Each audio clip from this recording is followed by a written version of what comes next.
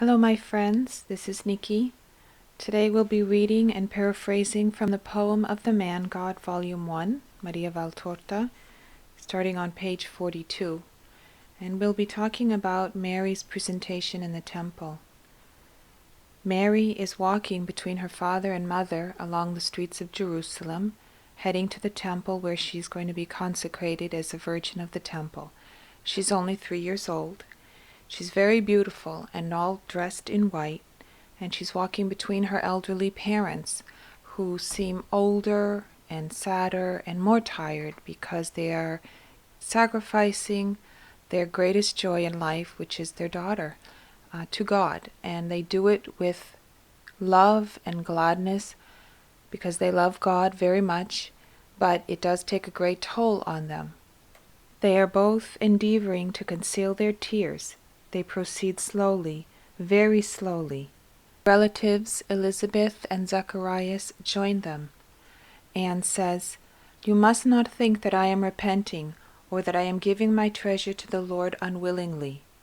But it's my heart, oh how my heart aches, my old heart that is returning to its childless solitude, if you could only feel." And Elizabeth says, "I know, my dear Anne, but you are good, and God will console you in your solitude. Mary will pray for the peace of her mother, won't you, Mary?" Mary caresses her mother's hands and kisses them. She presses them to her face to be caressed, and Anne holds her little child's face tightly in her hands and kisses it repeatedly. Zacharias enters and greets them, saying, "May the peace of the Lord be with the just." "Yes," replies Joachim, "implore peace for us, because our hearts are trembling in our offer, as Abraham's did when he was climbing the mountain. But we shall not find another offer to replace this one. Neither do we want it, because we are faithful to the Lord. But we are suffering, Zacharias. Since you are a priest of God, please understand us and do not be perturbed." "Never," says Zacharias. "On the contrary, your sorrow, which does not go beyond reasonable limits and does not shake your faith, teaches me how to love the Most High.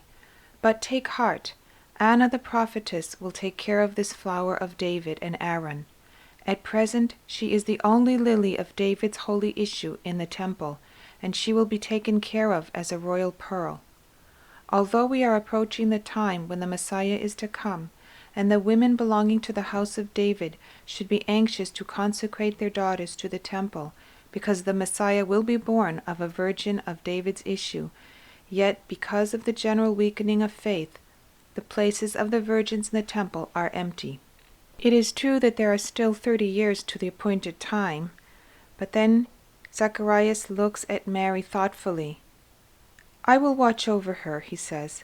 "I am a priest and I have power in here.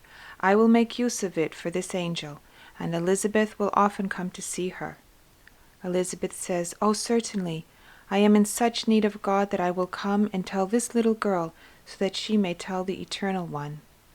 "I am old," says Anne. "I have never felt it so much as I do now in my great pain. I have given the last ounce of strength in my life to this flower, to bear her and to nourish her, and now the pain of losing her is drawing my last strength away and dispersing it." "Don't say that," says Elizabeth, "for Joachim's sake." "Yes, you are quite right. I will try and live for my husband." Joachim pretends he has not heard, intent as he is on listening to Zacharias, but he has heard, and he sighs deeply, his eyes shining with tears. Mary approaches the temple. The high priest looks at the little girl and smiles. He lifts his arms to the sky in prayer. They all bow their heads in perfect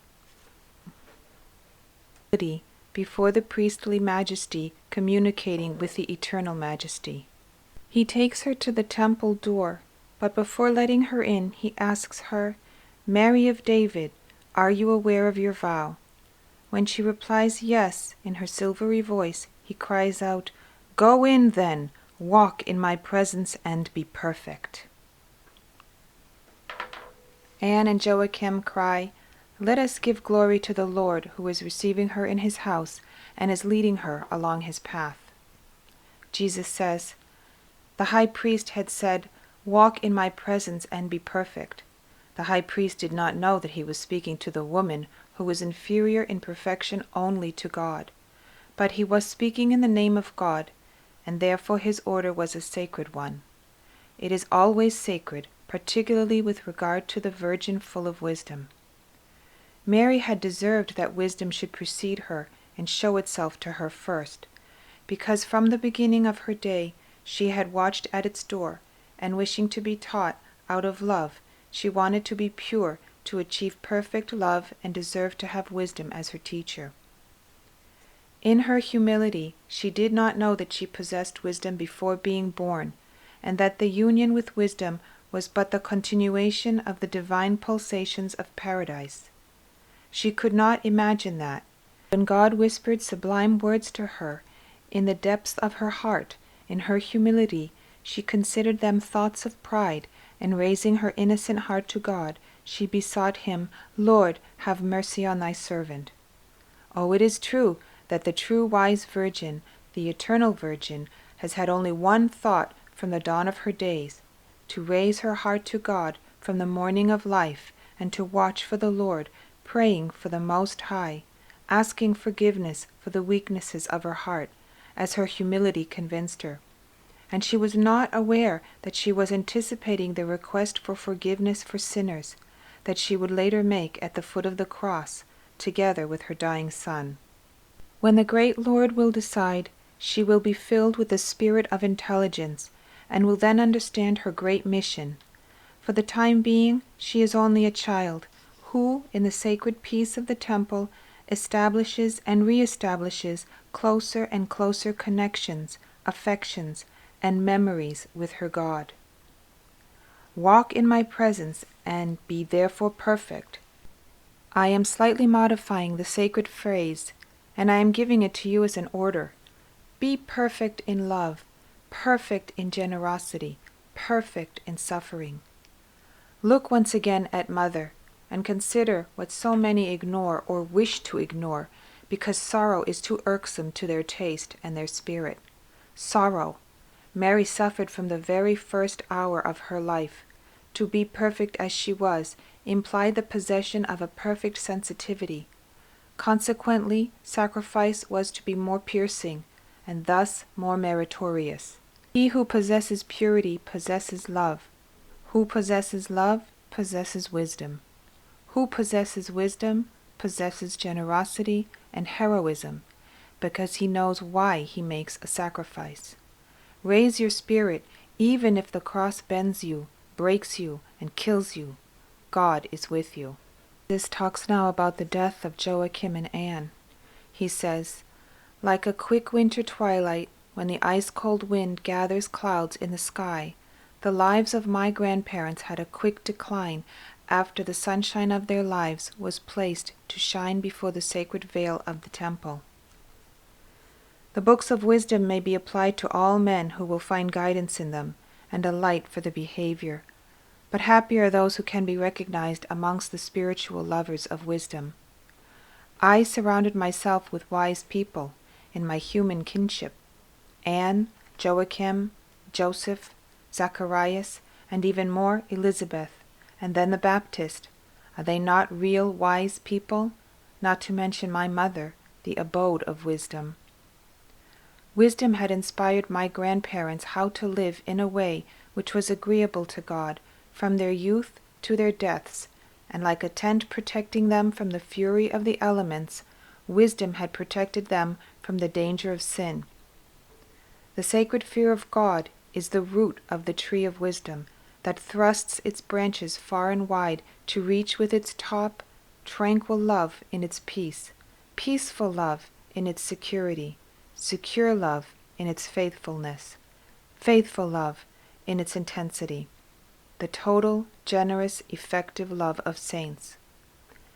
Who loves her loves life and will inherit life, says Ecclesiasticus. This sentence is linked with mine. Who loses his life for my sake will save it. Because we are not referring to the poor life of this world, but to the eternal life, not to the joys of 1 hour, but to the immortal ones. Joachim and Anne loved wisdom thus, and wisdom was with them in their trials. How many trials they experienced, whilst you men do not want to have to suffer and cry, simply because you think that you are not completely wicked. How many trials these two just people suffered, and they deserved to have Mary as their daughter. Political persecutions had driven them out of the land of David, and made them excessively poor. They had felt sadness in seeing their years fading through without a child that would say to them, "I shall be your continuation." And afterwards, the anxiety of having a daughter in their old age, when they were certain they would never see her grow into a woman. And then the obligation of tearing her from their hearts to offer her on the altar of God. And again, their life became an even more painful silence, now that they were accustomed to the chirping of their little dove, to the noise of her little steps, to the smiles and kisses of their child, having to wait for the hour of God, their only company being the memories of the past. Yet Anne and Joachim were loyal to God forever. Their strongest temptation was not to deny their declining lives the consolation of their daughter's presence. But children belong first to God and then to their parents. Every son can say what I said to my mother: "Do you not know that I must be busy with my father's affairs?" And every father, every mother, must learn the attitude to be maintained, looking at Mary and Joseph in the temple, at Anne and Joachim in the house of Nazareth, a house which was becoming more and more forlorn and sad, but where one thing never diminished, but increased continuously: the holiness of two hearts, the holiness of marriage. And then they were overcome by a supernatural joy shining with a celestial light, a joy unknown to the children of the world, a joy that does not fade away when heavy eyelashes close on two dying eyes. On the contrary, it shines brighter in the last hour, illuminating the truth that had been hidden within them throughout their lives. And their lives passed away in the certainty of a happy future for themselves and their descendants, their trembling lips murmuring words of praise to God. Such was the death of my grandparents, such as their holy lives deserved. Because of their holiness, they deserved to be the first guardians of the Virgin beloved by God, and only when a greater sun showed itself at the end of their days, they realized the grace God had granted them. Because of their holiness, Anne suffered no pain in giving birth to her child. It was the ecstasy of the bearer of the faultless one. Neither of them suffered the throes of death, but only a weakness that fades away as a star softly disappears when the sun rises at dawn. And if they did not have the consolation of having me present as wisdom incarnate, as Joseph had, I was invisibly present, whispering sublime words, bending over their pillows to send them to sleep, awaiting their triumph. Someone may ask, why did they not have to suffer when generating and dying, since they were children of Adam? My answer is, if the Baptist, who was a son of Adam and had been conceived with the original sin, was pre-sanctified by me in his mother's womb simply because I approached her, was no grace to be granted to the mother of the holy and faultless one? Mary had been preserved by God and bore God in her almost divine spirit, in her most pure heart, and was never separated from him, since she was created by the Father and was conceived in a womb and then received into heaven to possess God in glory forever and ever. I also answer, an upright conscience gives a peaceful death, and the prayers of saints will obtain such a death for you. Joachim and Anne had a whole life of upright conscience behind them, and such a life rose like a beautiful landscape and led them to heaven, while their holy daughter was praying before the tabernacle of God for her parents far away, whom she loved with a perfect supernatural love.